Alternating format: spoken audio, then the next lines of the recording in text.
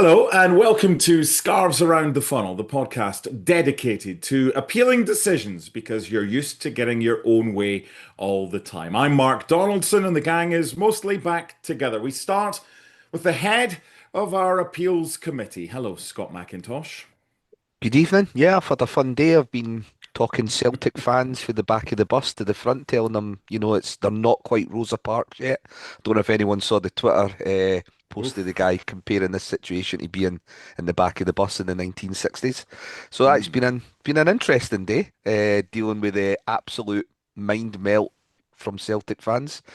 There's some that have been questioning the positioning of the VAR screen at Tynecastle. There's some that have been, it's been great just scrolling through everything. And I'm sure somebody said that this is the start of a Zionist conspiracy to fund Hearts because Celtic have made complaints about the action in Palestine. So I could Jeez. just imagine Mel Gibson will be rocking up to Parkhead soon with a fish supper and a six pack, asking him if everything's all right. Moon Howlers unite. Oh, I mean, not even moonhowlers. They've just got a classification of their own, eh? They're a special breed, like, honestly, they are a special breed. Next, we welcome our appeals secretary. Hello, Mr. Dunsire. Hello, yes. Good to be on. Scott just reminding me why I don't miss being on social media. Sheesh. It's been something today. It's been many things, but it's definitely been something. Celtic Twitter, huh? It's a place like no other. At least Chris Boyd's having fun. He tweeted or Instagrammed or whatever he did. We can confirm that Heart and Midlothian FC will also be submitting an appeal to the SFA, asking why the red card wasn't shown straight away. There's plenty to talk about today. The majority focuses on a certain game in Gorgie on a Sunday afternoon. You're listening to Scarves Around the Funnel, sponsored by Forrest, Hepburn and McDonald Signs, who've been offering creative sign and print solutions since the 1950s. Okay, Scott McIntosh, where do you want to start with Hearts 2, Celtic 2? You could start at the beginning, team news, or it's up to you because there's so many places we could go with It's this. one of them you always think, is there going to be interlopers watching this? And you think, well, do we save them an hour by talking about the red card now?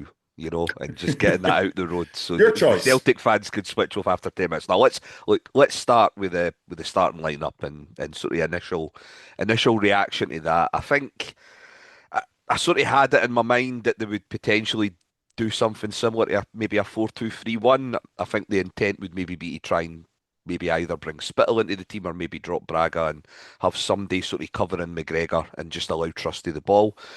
I think the inclusion of Craig Gordon was somewhat of a curveball.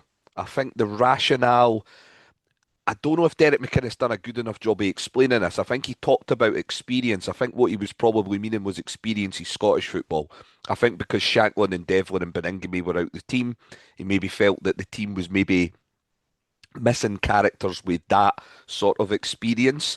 I don't think you can say that Schwolow doesn't have experience per se. He's played over 200 games in the Bundesliga, so he certainly would classify as an experienced goalie. I've got no problem with Hearts picking Craig Gordon for games of football, but I do believe those games of football need to be games that Hearts are going to build up patiently from the back, and Craig's only needed to play the ball short or throw the ball short to either attacking fullbacks or centre backs that are going to look to progress the ball forward.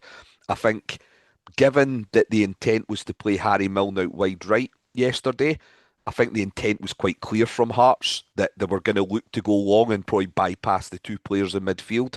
So with that in mind, Craig Gordon to me was not the right choice for that. I think you play Swallow who has a better distribution of the ball, and you could see it every time Craig didn't take a touch. He'd bring in that strip down Yeah, every time. I'm having to take the shirt down and replace it now because you've Well, gone straight for the dagger I mean, to but the, begin the with. problem is though, he doesn't take a touch when the ball gets played back to him, and he slices over it, and he gets plenty height on it, but that's it.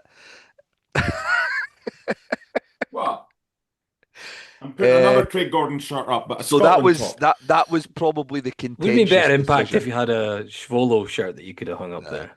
that was the contentious decision for me in terms of the the first 11. I just felt, like I said, there's times where Craig has got a place in the team, but I felt if we were going to go back to front as much as we did yesterday, I think Swallow would have been the better bet. And unfortunately, the first goal actually comes from a situation where Craig doesn't get the ball out wide right like he's intending to do, and it just sort of drops to a Celtic player in the middle of the park uncontested, which eventually leads up to the build up to the free kick that's awarded to the first goal. So it's fair to say in the first half yesterday I was not in a very good mood regarding that decision. And again, that's not on him, that's on Derek McInnes. That's I felt that was a poor call from him. Help me, Laurie Dunsire, because as I sit with my Craig Gordon top here, I don't have a Joel Pereira top that I could replace it with. He's gone straight for the bow and arrow at our sweet prince. We need to defend our sweet prince against this. Help me. So, I mean, I've said before, probably on here, and I've certainly said it in our chat. I'm kind of in the middle on the goalkeepers. I think both have their skill sets, both have some pros, and both have some cons. I was surprised that Craig Gordon came in. I think one thing about McInnes's explanation of the decision in terms of having that influence on the field, especially, I think, the fact that Shankland and Devlin aren't in there, it's something that's kind of hard for us to quantify watching the game, I think, because you don't really get to understand the influence that players have in a game. So I think part of me has to give an element of trust here to someone who has played football at a very decent level in Scotland and has managed over 800 matches in the country. He will maybe know more than what we will about influence on the pitch and how that impacts the game. I myself wouldn't have maybe seen that as a big thing because I don't think Craig's a big talker on the pitch as such. Is not the impression I get, and he has got Craig Halkett and Stuart Finlay directly in front of him who do appear to be big talkers, and Craig Halkett's wearing the armband. So for me, I wouldn't have maybe noticed that him having a big impact on the game. I would have maybe thought more further up the park with Shankland not there that you might have needed someone because there's no Shankland, there's no Devlin. I mean, you talk about Leonard, Magnuson, Milne, Braga, Kizaridis, Kabori. There's maybe not that same level of experience and influence, I would imagine, in there. Harry Milne may be one of them because he's a bit older and he is Scottish. But again, this is me kind of taking a little bit of a guess on it because I'm not in the park and I don't know them in the dressing room. So that's one thing I will say. Derek McInnes will know that better than we will. I, I would say Scott does have a good point in terms of the distribution. It's an issue with Gordon and Schwolo. While Schwolo, I don't think he's the best kicker in the world, actually. I don't think he's Ederson or anything along those lines, but he's better than Craig. So that, I think, does have an impact on the game. I think we probably won't go into the first goal very much. I know Scott was a bit critical in our chat of Craig Gordon at the first goal. Yeah, I think he should get. I felt it was harsh. I think it doesn't go right in the corner. I think it doesn't go right in the corner. I think if you were to ask him, he would say himself that he was disappointed with that. I think it's slightly deceptive. It's not right in the corner, but because the ball's coming across, I think it crosses the line closer to the corner than what it looks like when it hits the kind of when it ruffles the back of the net. I think the wall don't do many favours. It kind of just goes over them. They don't fully get up as high as they could. And it is really well hit, to be fair. It's got a lot of power from that range. So I thought you were slightly harsh on that one, but I do get the distribution issue. So while I think Derek McInnes probably knows the players in the team better in terms of influence and that side of it, distribution wise, yeah, there's a point there. So I wouldn't be too bothered if I saw Schwolo starting against Dundee United. I also wouldn't be that bothered if it was Craig. It doesn't. I don't think it's the biggest area of concern for me right now. What is? Well, what is?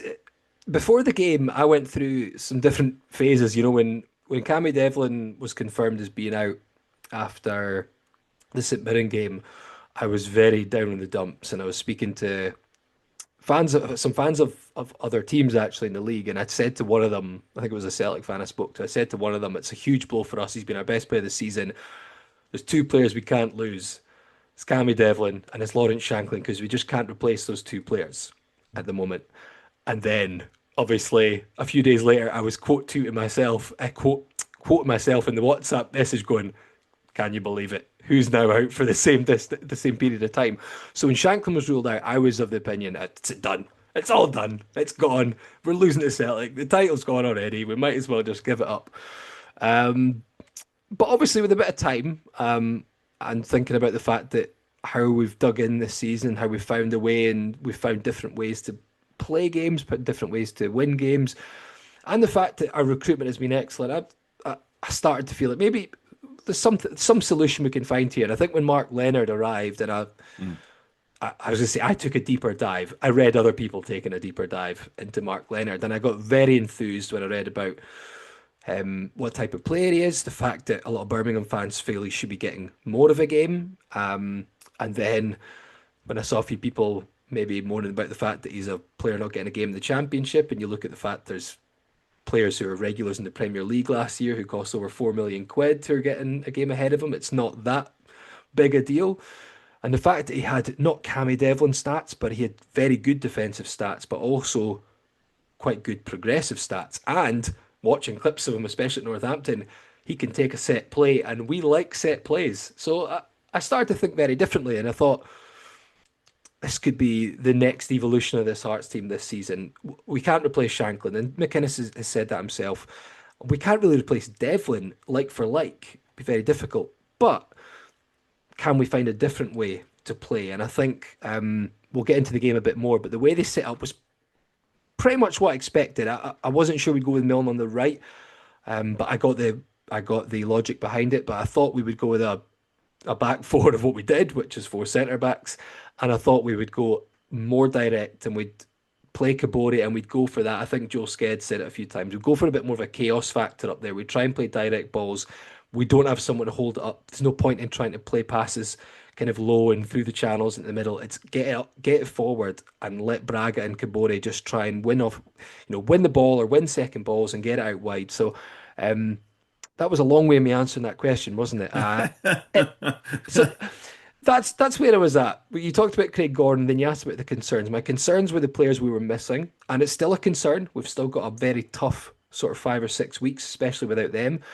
But the fact that we lined up in a different kind of type of approach, and for the most part, I thought it was very effective. I think McInnes himself said it was quite effective. So I'm now encouraged again. My dramatic reaction to losing Devlin and Shanklin is dissipated slightly for now. Quote tweeting yourself and then realize you're not on Twitter anymore, and then getting back to square one. A couple of things about the last 20 minutes of your answer. Just said what was, and boom, it's like there's a role You're hosting, reversal so I've here. got to take your former role. Yeah, and talk shite. That was actually wasn't as shite as I normally You were still thought. on you weren't on a different tangent though, Laurie. No, you stayed on the same tangent. It was just very. I just That was a did a Jim long Jeffries answer, answer. It was good. A Derek McInnes answer, actually. Well, he's getting up there with James. Speaking of McInnes, he watched the Celtic warm up, maybe to get 1 or 2 ideas, which I thought was interesting. Also led to believe Cammy Devlin had a scan today. Initial fears it might be a little bit more than the 8 weeks. Hopefully, he gets some good news as a result of that. Oh, I think he's available for Tannadice. He's the Harry Milne, whatever happened to him, who was potentially out for forever and then appears in the next game.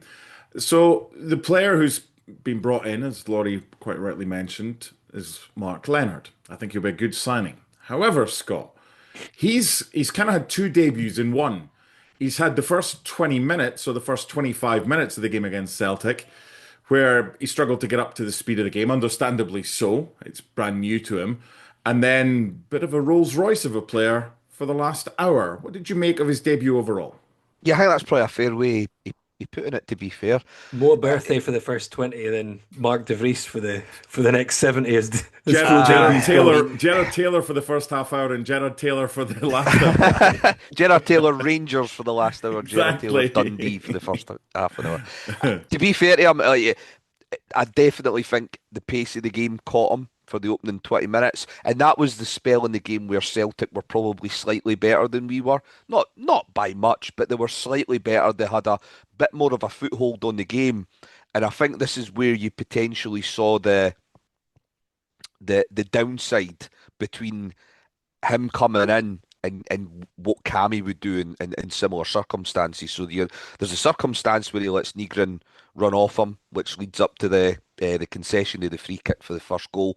But he actually does that twice in quick succession, and he's probably quite fortunate he doesn't get booked for the free kick, to be fair. I think potentially the fact that it was in the 6th or 7th minute maybe has he should be, a regardless bearing of on the that. time.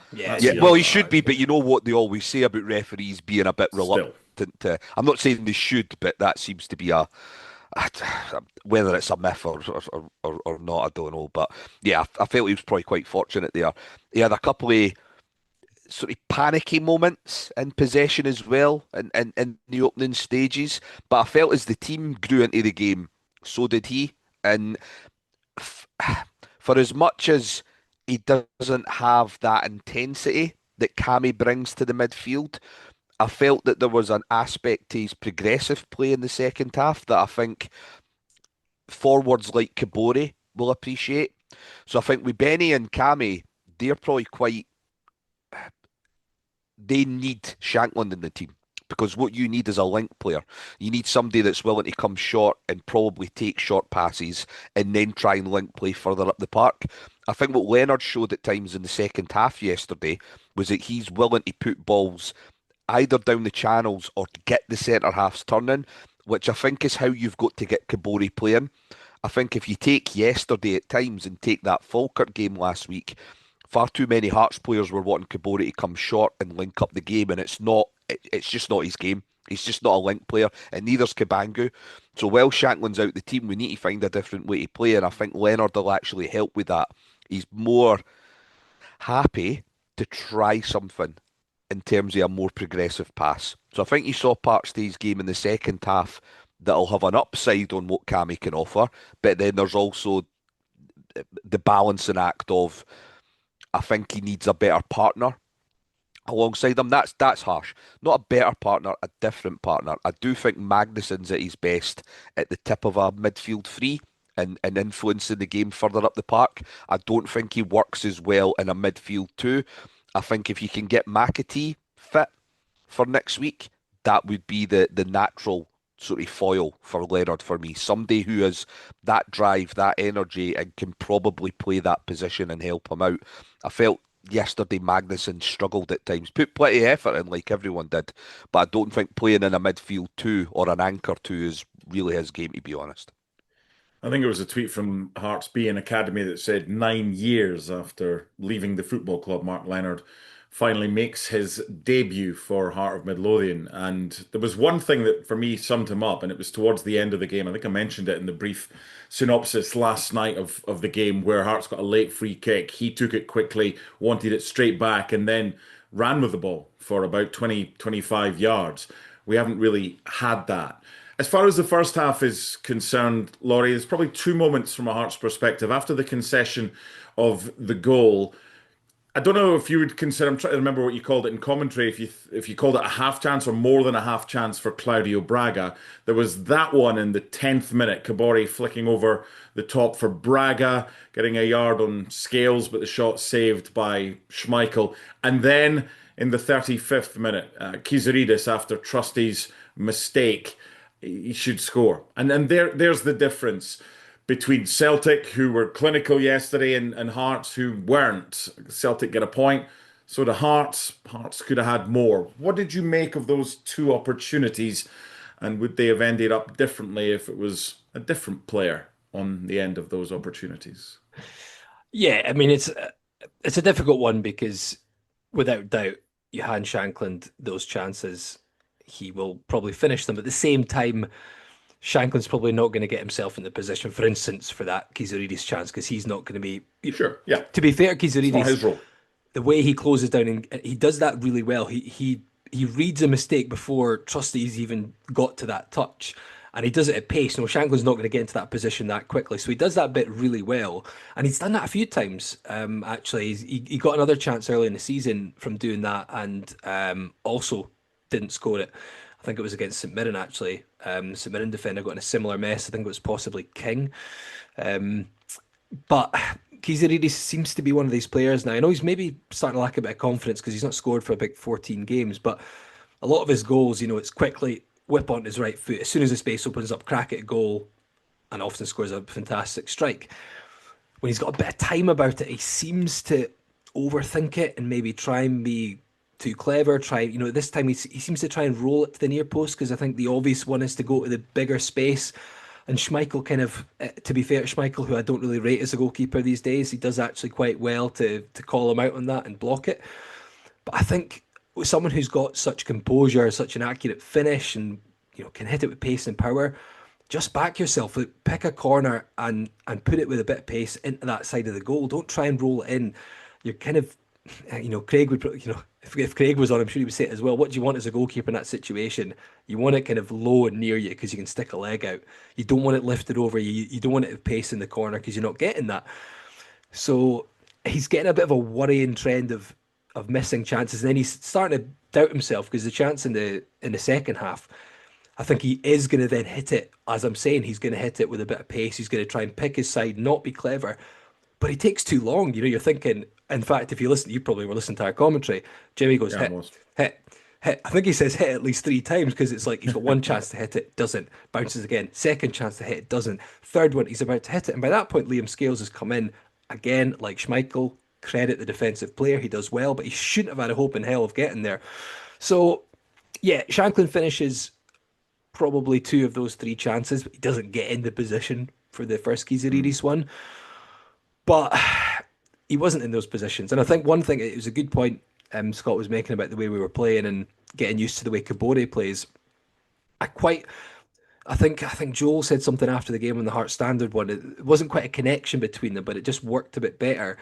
And I just think it was more because Braga understood how Kabori would play a little bit more. I think the Aberdeen game was really frustrating at Pataudry, especially the first half.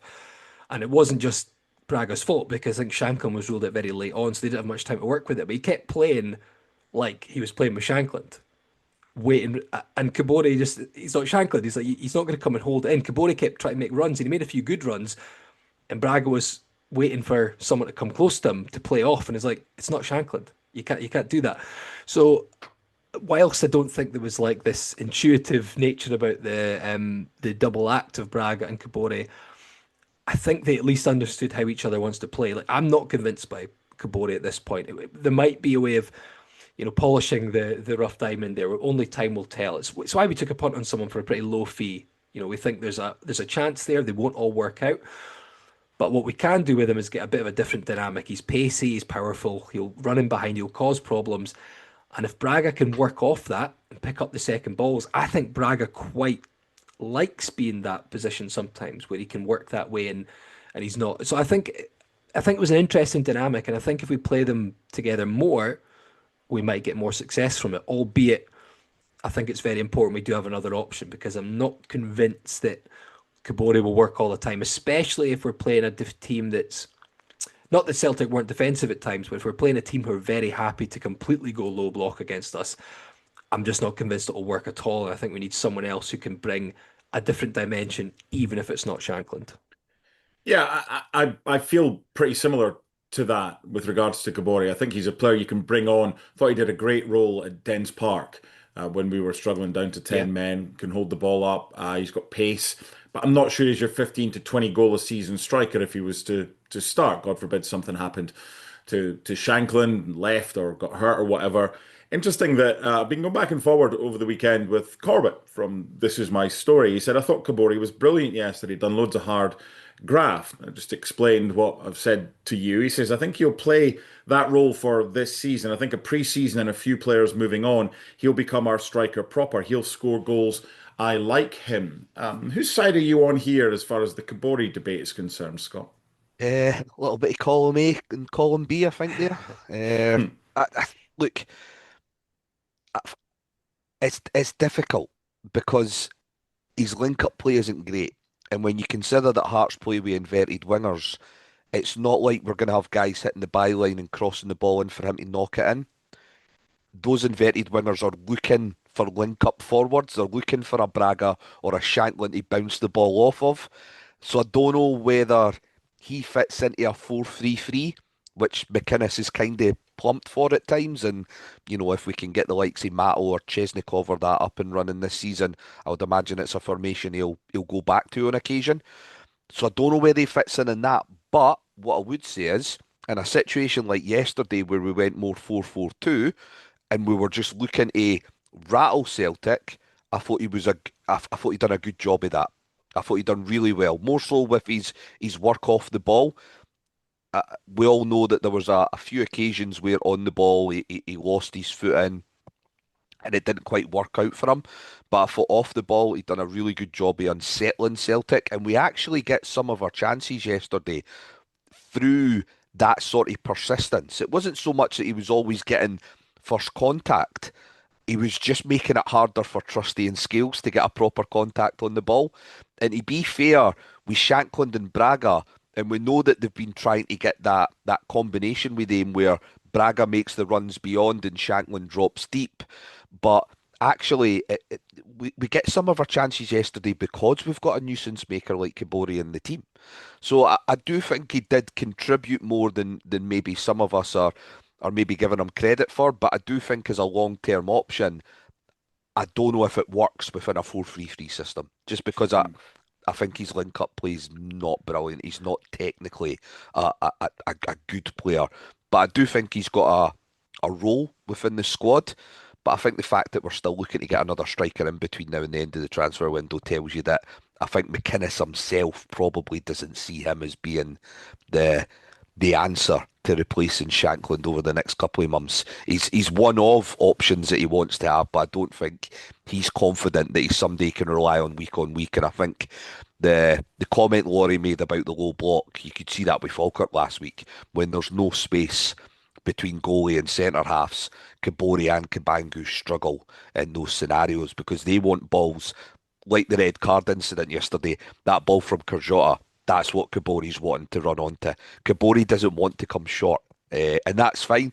That's not his game, but we need to appreciate, especially with the standing we have in the league just now, a lot of teams are going to come to Tynecastle especially, and they're not going to want to offer space behind them. So there's going to be a need for alternative options, but I think Kabori will have a part to play. To be fair, So it have. I Sorry, agree with Lee. that though. I did think he was. I should say I thought Kabori was good in the game yesterday, and I'm not saying I don't necessarily think he will or won't come good. I'm just at this point I'm not convinced overall. But I think yesterday he had a good game, and I completely agree with what Scott said. I'm just not convinced long term if he's gonna get to the kind of standard or will be able to build a team that will suit him. It would probably be my full explanation, I would say. Yeah, that's fair. So at halftime, Hearts are trailing by 1-0 against Celtic. But one of the strengths of Hearts this season among the players is not to panic. They go a goal down, there's still a belief. Not only can we get it back on level terms, but we can go on to win the game. So whatever was said at halftime, Hearts came out with a purpose and started the second half well. You're listening to Scarves Around the Funnel, sponsored by Forrest Hepburn and McDonald Signs, who've been offering creative sign and print solutions since the 1950s. Within 2 minutes of the restart, I think it's something like a 15th goal from set plays for Hearts this season. I'm sure you can correct me if that's wrong, Laurie Dunsire. Incidentally, Hearts were looking to become the first team to score against Celtic domestically from open play with a Martin O'Neill Celtic side since Motherwell in 2005 and Scott McDonald, which is quite an incredible statistic. But both of our goals were set plays. This was a good one. It was a delivery which was decent by Mark Leonard and Stuart Finlay at the back post, Scott, getting the goal to put Hearts back on level terms.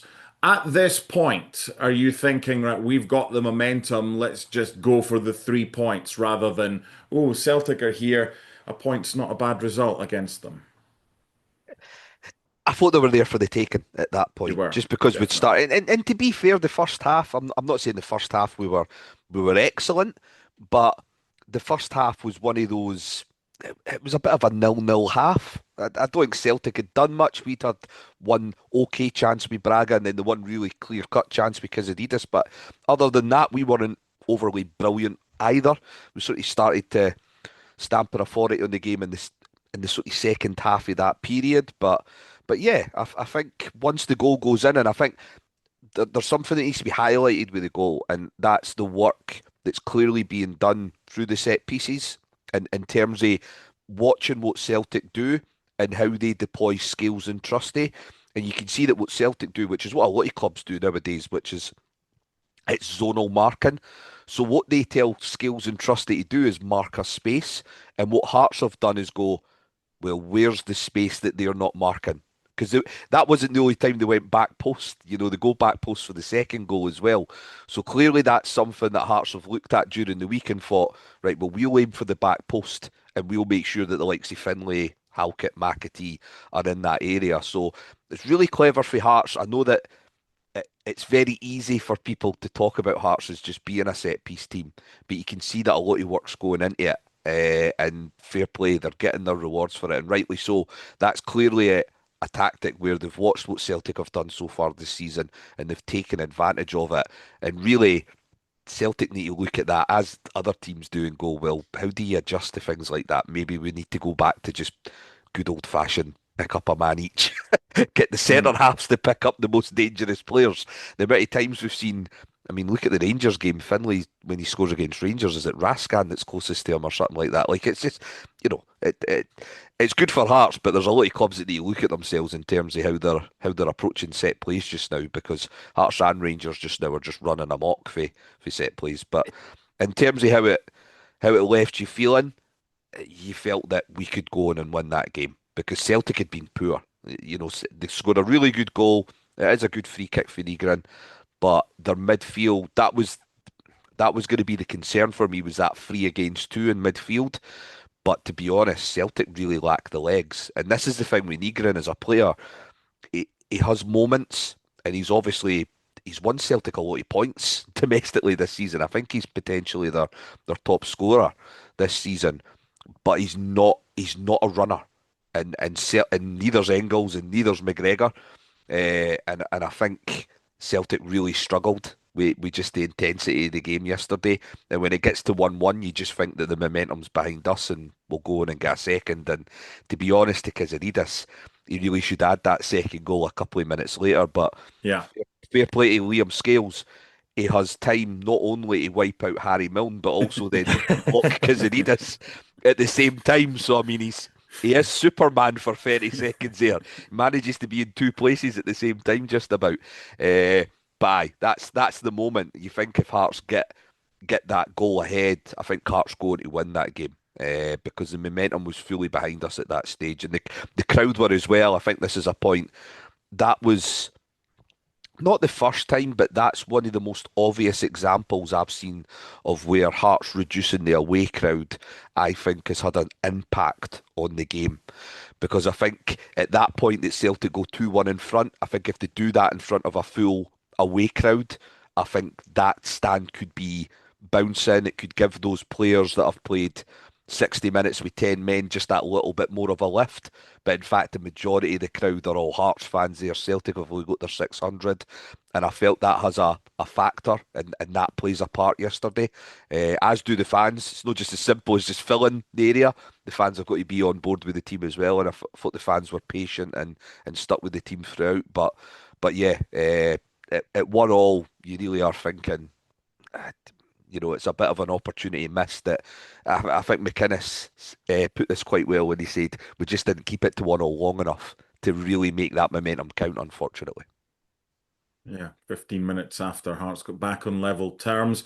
Obviously, there's the chance for Kizaridis after the Milne flick, after Scott quite rightly points out he's wiped out by Liam Scales. And Celtic are 2-1 up in the 62nd minute. For me, this could have been stopped at source, or it could have been stopped before it's a race between Kvanchara and Craig Halkett. And it's not a good goal to concede. No goal is, but should more have been done by other players to identify, right, if Kvanchara is going to beat Halkett, then we need to get in a better position in the middle, whether it's Yang or whoever. It just sucked a lot of the air out of it because at that stage, Laurie, Hearts have got all the momentum and then it's just like a pinprick in a balloon.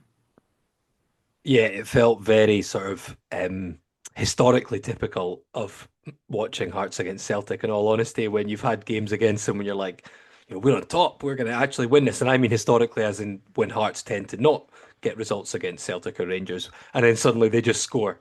Um, but just quickly in the set plays, actually, the stats have got Yeah. it's 18 now after Oof. the Celtic game.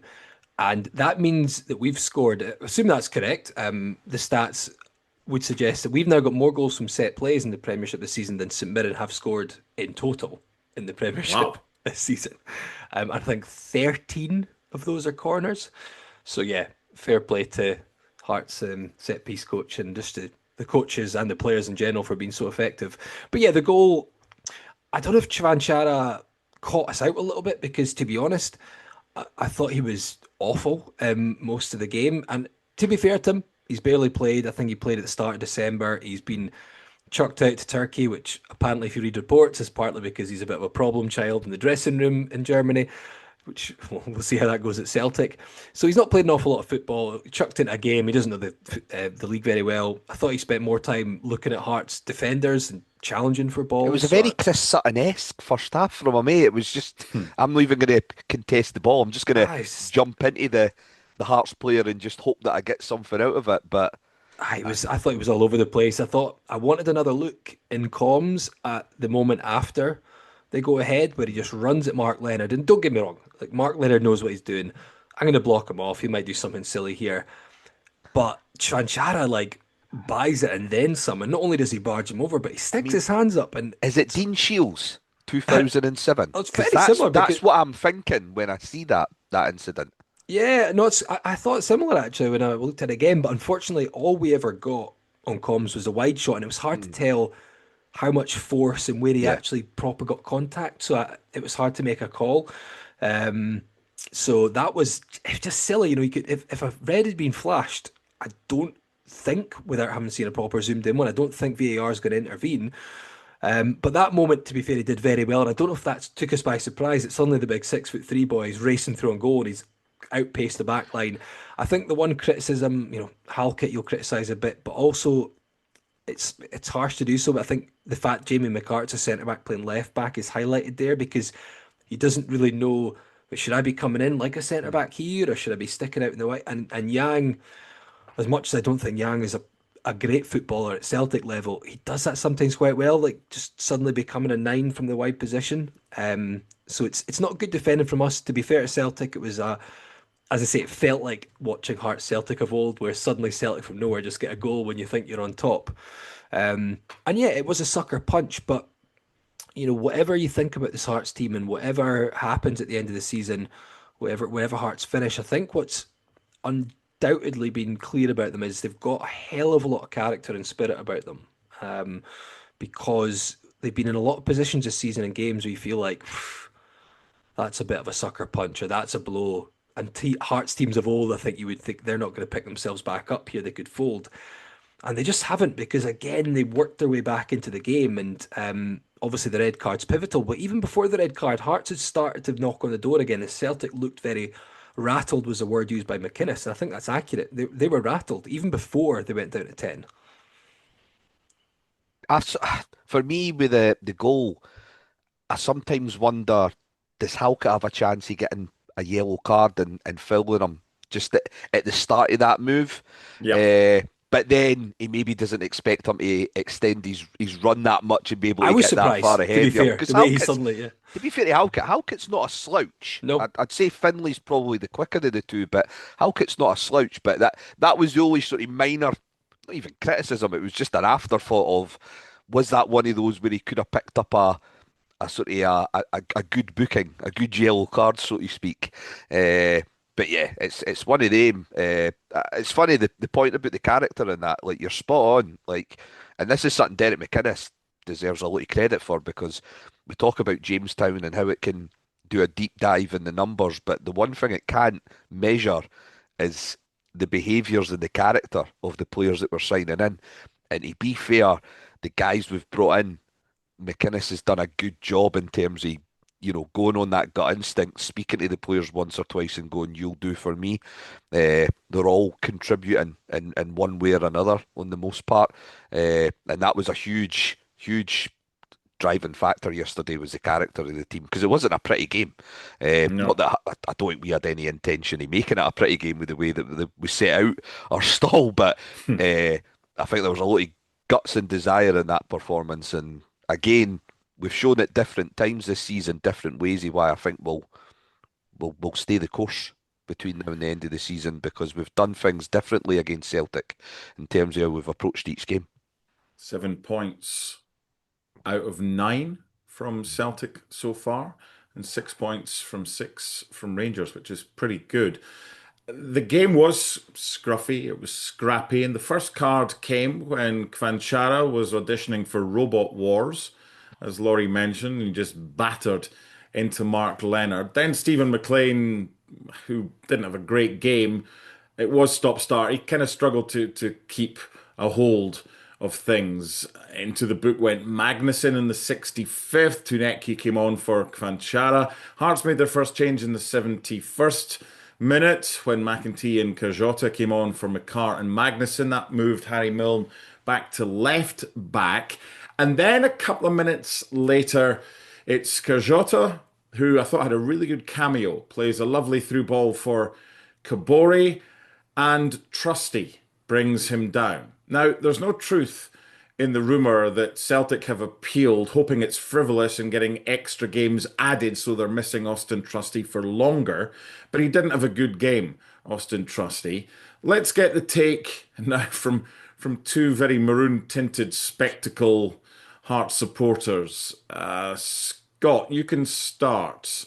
That's a red card, he Yeah, says, well, leading the witness, isn't it? what I'll say to begin this is, I think if you recall my sort of my judgment of the Schwolov incident just a couple of weeks ago, even although the Dundee player was moving slightly to the side and away for the goal, I still thought that was a goal scoring opportunity in Schwolov. So I feel like I'm at least being consistent with this. Now, where I think, and maybe I'm giving Celtic fans too much credit for this or leeway, but I don't think the VAR image has helped this debate, because what they have done is that they've stopped the camera at the point in which Kabori is pretty much down on the ground, rather than the initial point of contact. If you see where the initial point of contact is, Scales is fucking miles away for the incident. The problem is that the image that's been circulated so much, because it's the image that VAR seems to make the decision on, Scales is a lot closer to the action, but that's because Kabori's well on his arse. I think if you judge the incident in real time, you can see why the red card's given. I think if you just look at it from that still image, that's when there's obviously more of a split in terms of whether people think it's a red or a yellow. I think it's a red. I think it's a goal scoring opportunity, and that's all it has to be.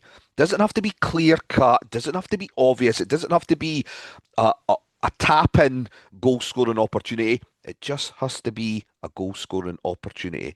That's the threshold, and I believe the threshold was met. But again, I have a bit of sympathy for some people who maybe didn't watch the game at the time and are maybe judging it on the still image, because I don't think that does anyone any favours, unfortunately. So Celtic have confirmed that they will be appealing. They put out a tweet earlier today. We can confirm that Celtic Football Club will be submitting an appeal to the SFA in relation to the red card imposed on Austin Trusty following the intervention of VAR during Sunday's match at Tynecastle. The denial of a goal-scoring opportunity is one of the things when a red card is issued that can be appealed. The SFA has since confirmed that the appeal will be heard on Tuesday. So by the time you listen to this, it may or may not have taken place. We might be in a position whereby, even if it's not in Celtic's favour, that this was done so that in the future, between now and the end of the season, it might be a case of referees thinking twice about Well, these certain things have worked decisions. for Celtic in the past. They Look at how have. long it took They them to have. get a red card after the Yang incident. Remember what Yep. happened after the Yang incident at Yeah, Tynecastle? exactly. And that was 2 years ago. So I don't actually begrudge Celtic going down this path if they think that it's worked for them before. Now, I think this appeal will get thrown out. I don't think they're going to get the apology that they think they'll get through Willie Collum when he does his VAR at the end of the month. I don't even know if they think they'll get that. I don't know if it's No, just no, no. posturing a little bit I think for the you've got a fans. board that are hugely under fire, and I think they're just doing whatever they can to curry favour with the masses. And look, this would be an open goal, a missed open goal for that board if they didn't jump on this and make a hoo-ha about it. Because let's face it, all the heat's on them now. They've got a week to go with this transfer window, and if they bring anyone else in, it's going to be loan signings. So they know what the response is going to be to that, and they're just trying to deflect with it, which is fine. If you think back to Hearts in April, and I think I said this at the time off the back of the Scottish Cup semi-final, we made a big song and dance about the refereeing performance that day, and let's be honest, the decisions were right that day as well. And it was a similar incident where Steinwender gets sent off. So I think clubs do it, and that's fine. Celtic want to do it, that's fine. If the fans want to cry about conspiracies and that's fine as well. Just leave them to it. I think it's the right decision. And again, I just think that the images that they use, and it's the same, it's not just yesterday. If you look at some of the red card incidents that you see that's given in European games and that in the Champions League, that still image that they use. And it's like, yeah, that looks like an awful challenge when you see the guy's studs hitting the guy's shin pads. But have you actually shown it in real time? That's the footage I'd quite like the referees to be shown to make their judgment on. I'm not quite sure why they continue to use the still images because I don't think that's helping a lot of these VAR calls. So aye, it's one of them. Celtic will just need to lick their wounds and get on with it. But it worked in our favour, thankfully. But I'd still look, if it'd been 11 against 11, I still think the pattern of the game wouldn't have changed that much. Yeah, Celtic would have had an extra body in there to defend the situations, but I think Celtic had set their stall out once they got that second goal. I mean, Celtic had been time wasting since the first goal, Yeah. no the second goal. So I mean, they had no intention of going up there and getting a third goal. So going down to 10 men, I don't think that affected the way that the game was going. It just obviously it gave us an extra man, but yeah, I think we still would have had a chance of clawing that game back, even against 11 men. I think with regards to the time wasting, there's no point being hypocritical about this. When we were down to 10 men at Dundee, we did the same thing. Yeah, It's but just we've still frustrating. got 80 million in the bank. This is where I've got a thing with it. Like you've got a club here. This is how far this club have fallen. They've got 80 million 77.3 million in the bank, and they're now reduced to time wasting from the 6th minute onwards at Tynecastle and having to recall players from Motherwell to weaken Motherwell's team. I mean, this is where this establishment club have went in the space of 6 or 8 months. I mean, yeah, you're right. Every club does it, and we do it in the same circumstance. But Celtic were doing it for the fifth fucking minute. I sense you're on the precipice tonight, Mr. McIntosh. Well, it's just one of them, mate. It's just there's a narrative being spun about how Celtic are doing so well with this injury-plagued team and that, and I'm like, it's the board's fault that they're in this bloody scenario. They didn't sign anyone in August, apart from guys that can't get a game. Goodness. I've got some Fucking losartan tablets for Doctor your blood Football pressure if you signing want. folk on his trips to Japan and that. It's like fucking, Goodness. it's all Calm down. self-destruct mode, isn't it? There. It's okay. Our sweet prince can come and calm you down. We got the equalizer. I know Laurie said he can only do an hour, so if he decides to leave, then it's because we've got it's because he went off on tangents. Well, That's I'm what not it's going to be able to because. speak about the sending off. Get it? No, hold on. Um, I'm looking at the clock. We've got 2 minutes until No, I Cinderella mean, Dunsire loses her glass slipper, and you can speak for as long as you want about the sending off and what your viewpoint was. Because having heard you in commentary, I was the same on my couch. I thought he'd gone to his other pocket thinking that's where his red card was, and his red card was actually in his back pocket. But I thought it should have been a red card straight away. But your reaction when it was only a yellow, I thought Jimmy was going to have to give you some calm down pills that we've just had to give Scott. Yeah, I usually get a little bit of stick from Hearts fans for being far too balanced and trying to be objective during commentary moments like that. But yeah, I was full on raging maroons tinted specs at that point. Even some of the fans in front of me who generally look to me if there's a VAR thing to see what my feedback is or if I've seen it again. And at that point, I was just like arms out, going, "What?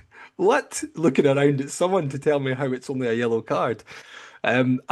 Similar to Scott, I should say I feel I'm quite consistent with this, and I said the same in the Dundee game, and a few Hearts fans felt it was a harsh sending off and said he's going away from goal, McCart's coming to block him, but I was like, yeah, but it's denying an obvious goal scoring opportunity. There's no keeper in the goal.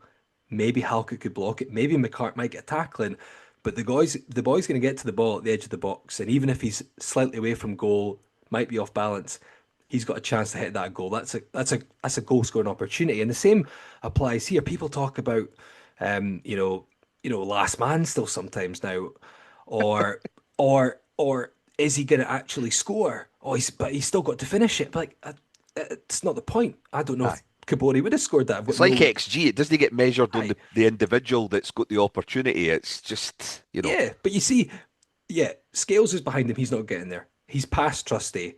Trusty's the only one option, and it's to take him down. And Dane Murray, actually, I think Dane Murray could have, if Dane Murray directs his run a bit better, he might be looking like he's covering, but Dane Murray keeps running back straight. So he's not covering properly. He actually probably could have made it look like he was covering a bit more, but he's not. So neither covering defenders getting there. Schmeichel's not getting there. I saw a few arguments that the ball's got in the corner flag. Aye, the ball's got in the corner flag if no one touches it for the next 20 seconds. But I counted it, I slowed it down and watched it a couple of times afterwards. And you count a couple of beats for Kabori to get from the halfway line to midway through the half. Count another couple of beats, the ball's rolling right side of the penalty area. So he's going to get there, edge of the box. So he's either got a decision to make. Does he take it quickly, have a hit? Because Schmeichel might be starting to come out, maybe try and chip him, roll it underneath him. If Schmeichel stays on his line, he probably wants to take a touch into the box. Will Kabore score? At the moment, you probably say, "Oof, that's up in the air because he's only scored 2 goals for us." However, is it denying an obvious goal scoring opportunity? Yes, there's an opportunity there. So that's where I was dumbfounded it was only a yellow card. Now, a fairly reasonable Celtic fan, I know, I had a discussion about this, and his issue was like he understands why it's a sending off. He could also see an angle for a yellow card, and he felt his gripe with it, he didn't feel the threshold was there for it being a clear error. Now, one thing I find quite interesting about these decisions is, the referees maybe not got that view that we have, on TV or where I am right at the back of the wheat field, where you can see everyone's positions, you can see how quick people are going to cover. You could tell straight away no defender's getting there and Schmeichel's not going to get out quick enough.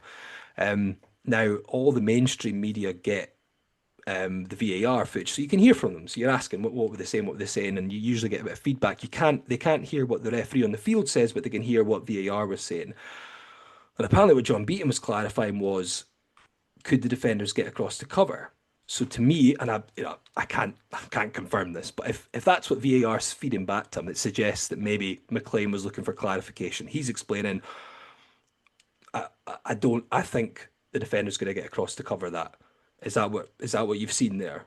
And if VAR then says, I don't think he is going to get across the cover, so you may want to have another look at that. Now, in my maroon tinted specs, if it was the other way around, I might feel a bit frustrated saying, "Oh, they're interfering too much. They're re-refereeing the game." However, if you try and take a step back, I think that's why VAR is there. If and again, I don't know categorically if that's what Steve McLean said, but if that's what VAR are clarifying is, no, I don't think the defender's going to cover it, and the referee can't see that from his angle because he's on the pitch. It's hard maybe to tell the distances from where he is. Then that's surely VAR working as it should. So I'm not a big fan of VAR on the whole, as most people know. However, on this occasion, if we've got it, then for me, you have to use it in that sense. If the referee's not got as good a view as the guy watching it on the TV, the referees maybe said something again. I don't anyone ever quote and say, "Oh, Laurie said Stephen McLean asked and said he thought the defender was covering. I'm just assuming if that's what the discussion was about, then that's VAR working perfectly well. So, yes, some may argue it's a subjective decision, and there is a degree of that, but VAR is there to help him. And if there's things that he's not seen, then surely they're there to tell him that. In the same way, if there's been a tackle, he gives us a yellow card. Oh, I thought he got a bit of the ball, and VAR goes, he didn't get any of the ball. Then it's the same logic, surely. If VAR can see something that the referee can't, he's there to confirm it. So I was shocked he didn't give a red card initially, as Mark knows, because I was showing I was showing my maroon tinted specs on commentary and the disbelief. However, I can understand maybe if the referee's not got a clear view that maybe that's what he did see. So that's why VAR is there to make sure that the decision was right. So I think it's the right decision. Will Hearts score from the opportunity? Possibly not. Probably 50-50 at best. But it's denying an obvious goal scoring opportunity. Was there an opportunity for Hearts to score? Yes, there was. You don't take into account the ability of the player. If that's Jamie Mole going through, or if that's Lionel Messi going through, a chance is, I think the player himself knows as well. If you look back Trusty at Trusty's knows. reaction, Look at his face. He's Trusty sheepish pretty initially. much knows, aye. And as soon Even as it's when getting the yellow reviewed, card gets given, basically goes off. I think he kind of knows that it's going to turn into a red eventually. Like He knows. sometimes He you knows can quite just well. tell with the reaction of players because they play the game, so they know in these scenarios what should happen. So, look, I get it. People want to turn it into something, but it's just not. Was there outrage from Celtic? There was not. There was outrage from Hearts players, but see when the decision went to red, I can't remember it, but there did not seem to be a particular outrage not from a single Celtic one. players, and that usually tells quite a story. Aye. okay, Scott McIntosh. The equalising goal is a very late one. It's the 86th minute, albeit we still had 8 minutes. A bit of a quiz for you. It's been a while since we did that. I've just, while Laurie went off on that explanation of his rant and why he was apoplectic, it gave me a good 20 minutes to come up with 7 other players that have scored late goals 85 minutes plus against Celtic. Because when I grew up, I Osmond remember Silva. Hamden Since when? 88, late on, hold on. Hamden 88 and various other things was just like, fuck, Celtic always score late against us. We seem to have had a habit. So since 1998, goals that have either got Hearts a point or all 3 points against Celtic. I've got 7 in addition to the one that was scored on Sunday. So is that including 98? Not Yeah, yeah, yeah, right. yeah, Okay, yeah. so Posey Katongo, Yes, okay. Osmond So, as Laurie I think had already just mentioned there. I didn't know you were Uh, going to get a quiz question. Sorry, mate. Austin McCann, Yep. Andreas Felichka penalty, 2007, I think that But was. that was a second goal, was it not? That wasn't the No, that was clincher 1-1. That No, was that was 1-1. 1-1. That Yeah, was yeah. Oh, sorry. Tynecastle 90 1-1. plus 1. Yes, my apologies, because he scored yep. Uh, Craig Beattie, obviously, Yep. with the penalty, 2012. Yep. And I'm trying to think which other ones there is. There must be more recent ones.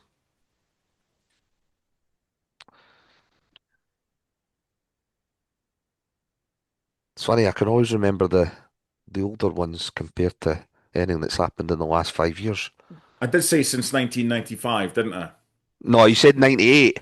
I meant So 95. 95, then Dave McPherson in 96, the 2-all game. There is a more Mhm. recent one as well. Oh, there's loads Uh, more. There's loads more. Aye.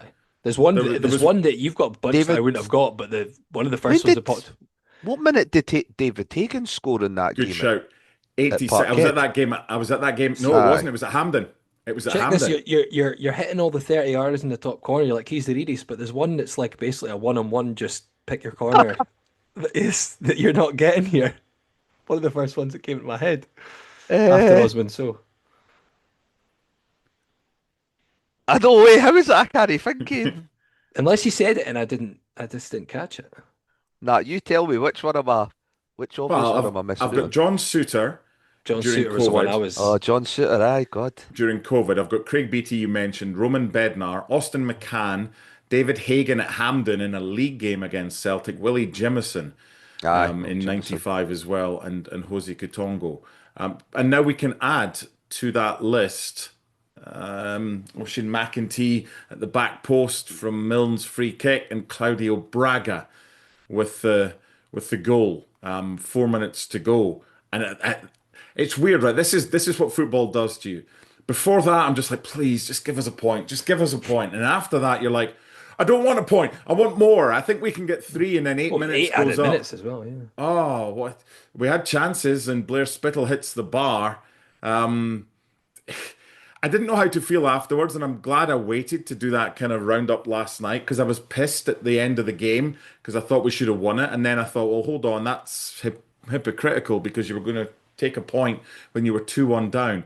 Is it a good point, Scott? In the end, the way that the game went, or is it a aye, that could hurt us because Rangers scoring two late goals, boosting their goal difference, and we're only getting a point. How are we looking at this I game? think that's a good point. If you consider what had happened in the previous 2 weeks in terms of the red cards, the injuries, the cup exit, the questions again about this being a Martin O'Neill Celtic team. It's not Brendan Rodgers. It's not Wilfred Nonce.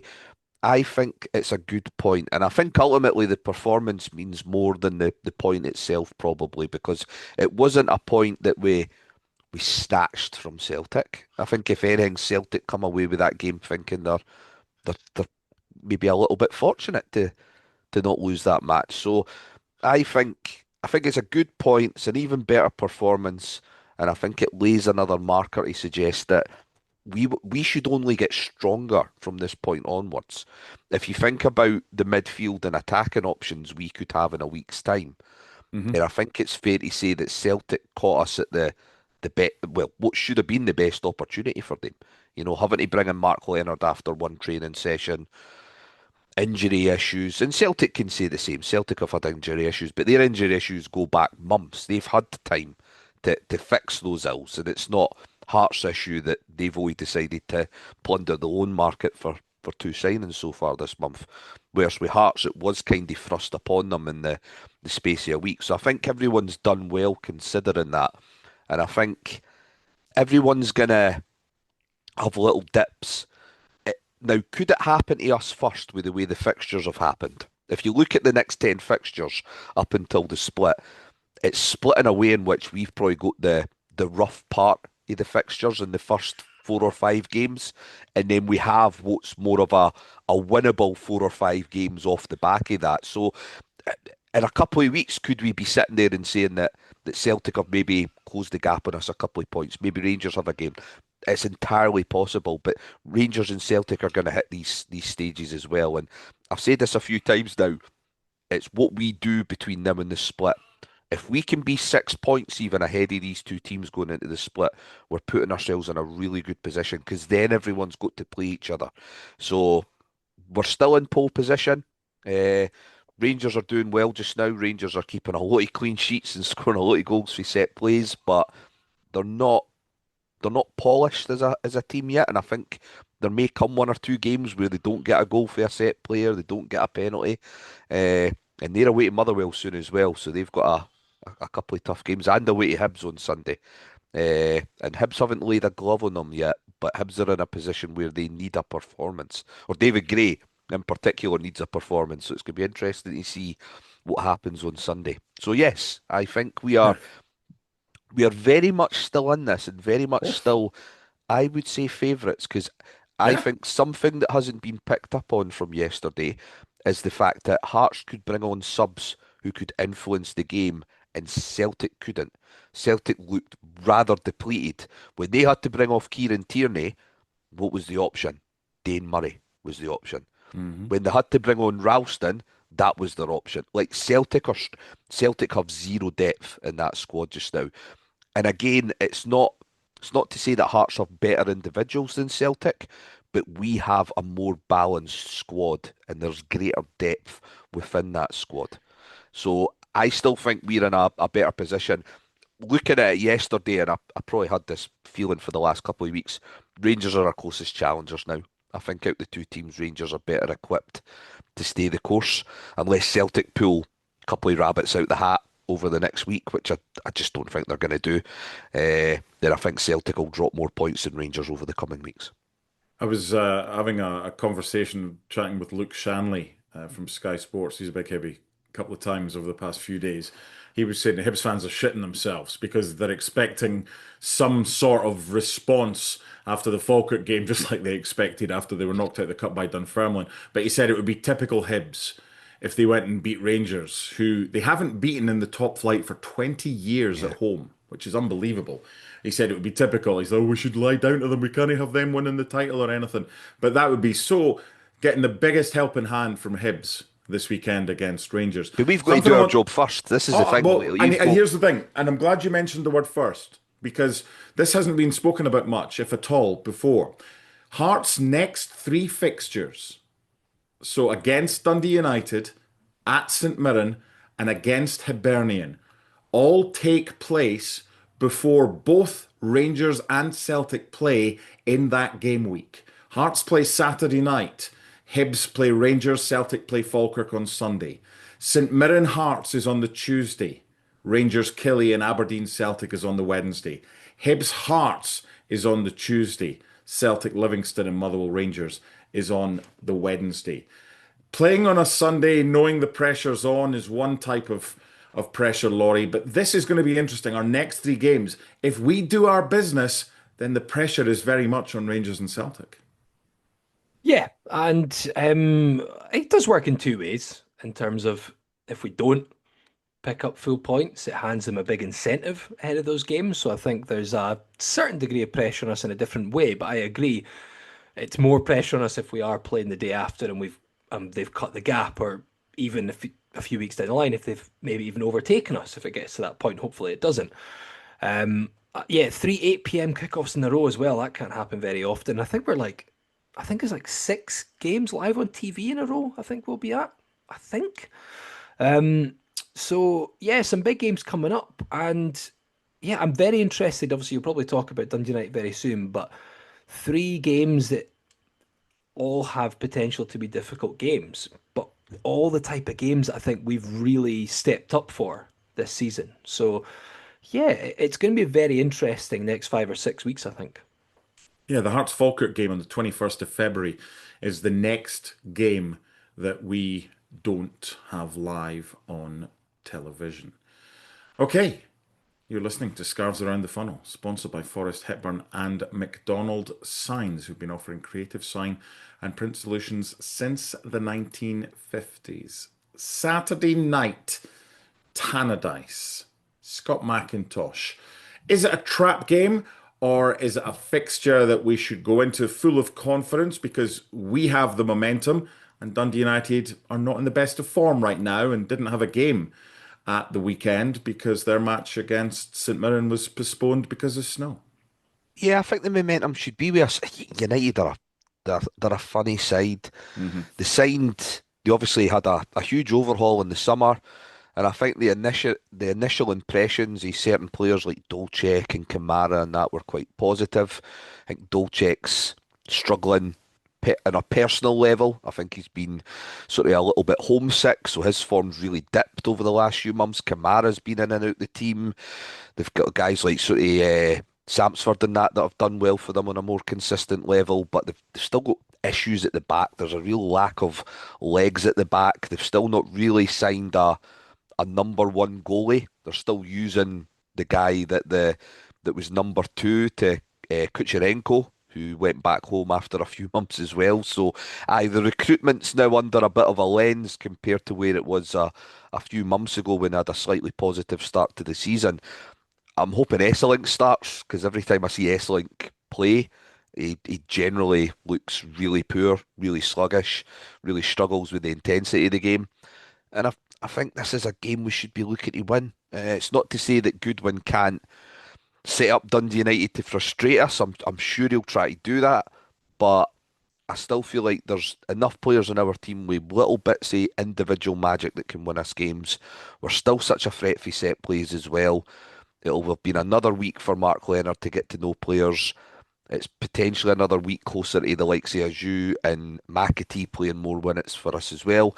And potentially we've got Matto and another forward potentially in the squad for it as well. So I think the good the good vibes, the positivity should still be in amongst all the Hearts fans. It's another sellout and amongst the players as well. So I'm expecting us to go there and get 3 points. Is it just me that feels like the 3-2 late win at Tannadice on the 10th of August feels like it was 7 or 8 years ago? Yeah, aye, because we're almost we weren't really viewing Hearts through that lens then, was it? We're just No. thinking, God, this is a great start to the season. We've beaten Aberdeen and Dundee United the first 2 weeks, whereas now we've grown more accustomed to picking up points on a weekly basis, and we kind of view certain players and the team as a whole in a slightly different way and with more expectation as well. So yeah, it does feel like a long time ago. But yeah, I think it's a game. I think it's a game that we could see out comfortably. So is it going to be more like the game at Tynecastle, which was frustrating and 1-1, or the game at Tannadice, which had its moments and Hearts had chances to go further ahead, but ended up needing a late winner to get all 3 points? What kind of game could it be, Scott? And what type of lineup are you expecting Derek McInnes to select? That's that's a funny one. I think there might be one or two changes. I think you'll probably see Milne go back in at left wing back. I'm not sure if he'll switch the goalkeeper. I'm undecided on that yet. But I think Milne will go back in at left wing back. And then there's a decision to make in terms of, I think with Dundee United, they play more of a flat three rather than having somebody like McGregor that sits in that you could ask your number 10 or your forward to kind of try and jockey for the game. So I think because of that, I think you're more likely to see a third central midfield option. And I think we'll potentially go up to a more, sorry, a more familiar front three, which might mean Braga gets pulled out wide, which I'm not overly keen on. But aye, I think Milne will go left back, and I think there'll be a third central midfield option in there, and we'll probably go 4-3-3, whether that's McAtee if he's fit, or maybe even potentially Spittle in a more advanced role. Thought the comments, Laurie, of Derek McInnes after the game against Celtic about Chesnikov were interesting. Seemed a little bit pissed off that he didn't come earlier when he had the opportunity, also with the conditioning of him and suggesting that they're putting him through a mini pre-season. So right now it's Kerjota with the advantage over that. As far as Rogers Mato is concerned, if that's confirmed, we get the work permit and everything this week. He's another player who's been doing winter training with Vardar. However, he hasn't played since being at AFCON. Is that a wild card off the bench? Is that what's likely to happen rather than a start for the Ugandan international at Tannadice on Saturday night? Yeah, I think knowing Derek McInnes as well, that will have a part to play. He's not maybe unless it's, a Mark Leonard who is Scottish, knows the game. I think Derek McInnes would maybe, and I could be wrong, but I maybe feel like I don't want to chuck I a wondered where you were going there when he said he was Scottish. Yeah, I was like, he's no, just it's someone who knows the game, knows the league, just a player Brexit from Dale. a player Brexit Dale. player from a different league, a different country, who maybe doesn't know the pace of the game, um, doesn't know what it's like over playing in the Premiership. I don't know if he would do that. It's interesting. I think United and St Mirren will be similar types of games in some ways in terms of it'll be back 3/5. It'll be two teams that'll be happy, I think, despite United being at home and St Mirren being home, but two teams will be happy to sit in and play the low block and try and soak up pressure. As we saw St Mirren at Tynecastle, the worst thing that happened for them was Hearts got a man sent off. So maybe we can just try and start with 10 men in this one. That might help because St Mirren don't want the ball. So we will probably get a lot of the ball in that game. Maybe not as much, Jim Goodwin does tweak things sometimes, but I think they'll be happy to play 3/5 and let us have the ball. And it does leave that question. It's what we talked about earlier. Where does Kabori then fit into it? Because he kind of wants that sort of chaos getting in behind. One thing I would say about United, when I've seen them a few times, that defence is slow. So if we can get, a Carriota, a Mark Leonard as well, maybe it gives us a different option, because the problem is when you've got Benny and Kame playing in the centre, sometimes the problem is when teams do play a low block and we try and go through the middle, you don't really have players to pick out passes that can open up a defence. I think Leonard could offer something different. So what I would think McInnes might have on his mind in this game is, crosses in the box aren't going to be the best route forward because United have big defenders and they're decent in the air. But I mean, Esselink, I don't know if he's been out of fitness sometimes when I've seen him, but there's been some games I've seen him and he is slow, like That turning. first half against Celtic, I mean, that was a cr special performance. crazy slow. So whilst Kabori, maybe it's not the perfect type of game for him. If we've got him, we've got Mato maybe come off the bench. We've got players with pace. If we can get the likes of Mark Leonard on the ball, maybe Kyrgiota. I'm still not convinced McInnes will want to start Kyrgiota, but if we get players like that, even Kizaridis as well, maybe coming more central. Like I think Scott talking about Milne, maybe Milne overlapping, opening up space for Kizaridis to then slip balls through.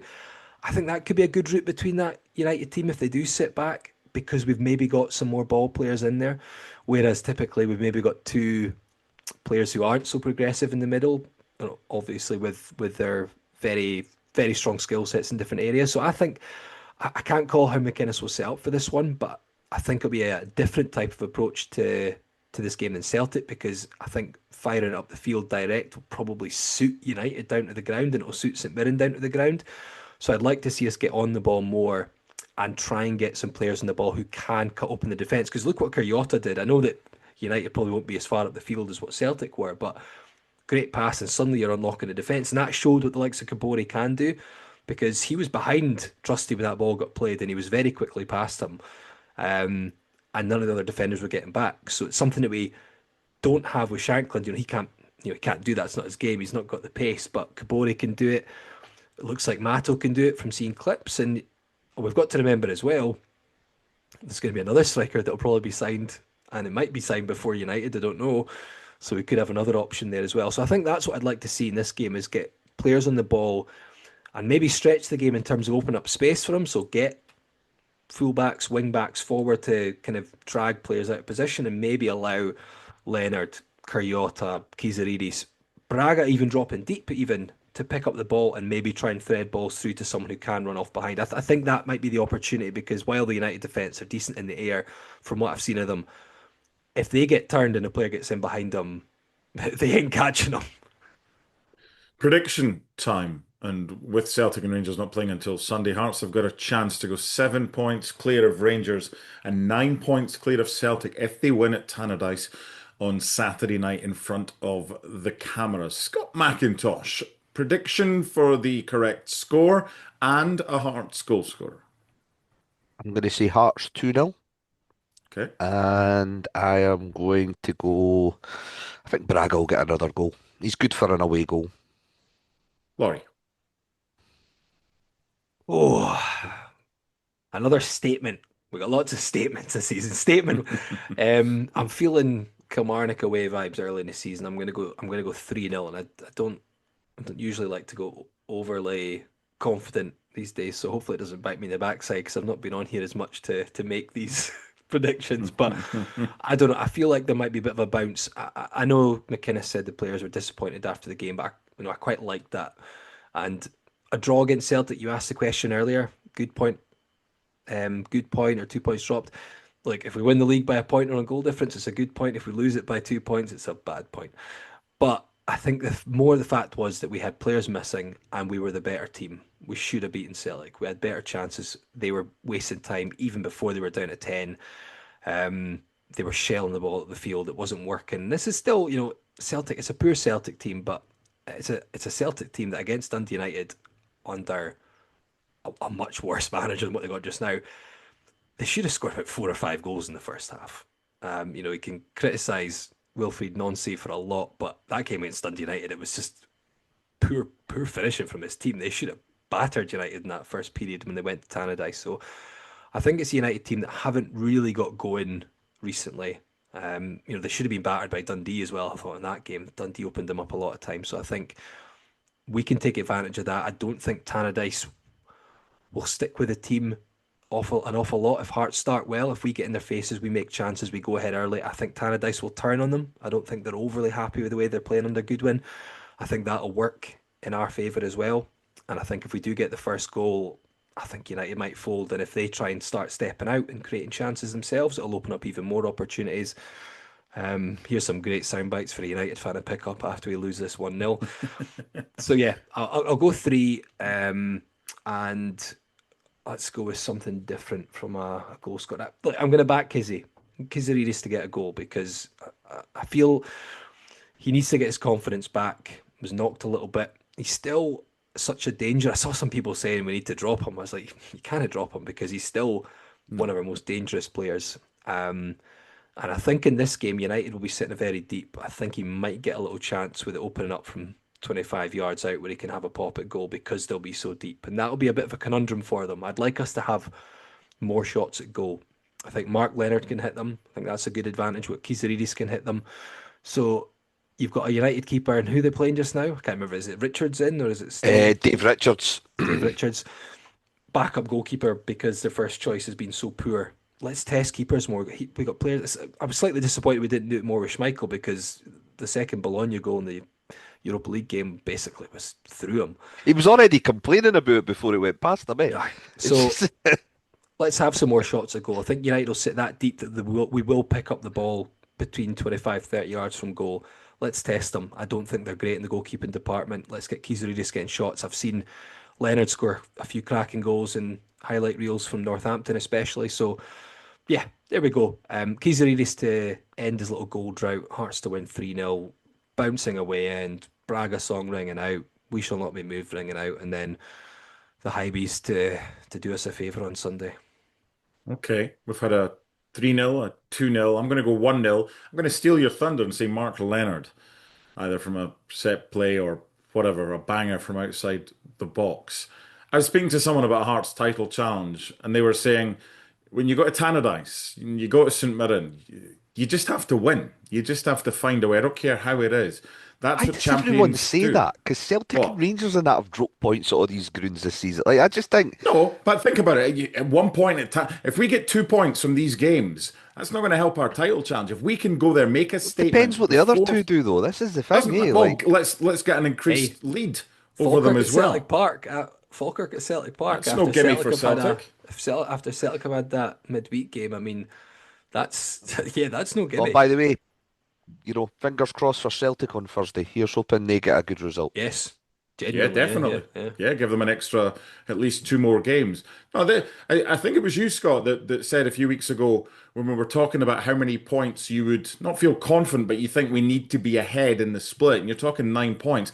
We're not getting 9 points ahead if we keep 15. winning and Celtic and Rangers keep winning. I still wouldn't be confident if we had a Yes, 16-point lead with 5 games to go. But 16. Yeah.